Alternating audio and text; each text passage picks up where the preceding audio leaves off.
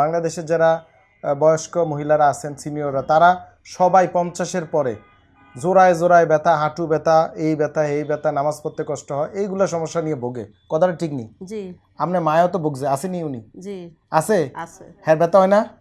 হয় হয়। আপনার মতো বয়স্ক যারা আছে এদের ব্যথা হয়? জি হয়, এবং আস্তে আস্তে এরা চেয়ারে নামাজ পড়ে। তো আলহামদুলিল্লাহ আমার এই রুগীর সাথে আমরা কথা বলি। উনি কিন্তু উচ্চ রক্তচাপ, ডায়াবেটিস, থাইরয়েডের সমস্যা এবং ইসকেমিক হার্ট ডিজিজে ভুগছিলেন। তো আমাদের এখানে ডিপিআরসিতে কি সমস্যা নিয়ে আসছিলেন? হাঁটু ব্যথা। হাঁটু ব্যথা মানে কি কষ্ট হইতো আপনার? উঠতে বইতে নামাজ পড়তে আমার কষ্ট হইতো। হাঁটতে। আচ্ছা, আমাদের এখানে আজকে কতদিন চিকিৎসা নিচ্ছেন?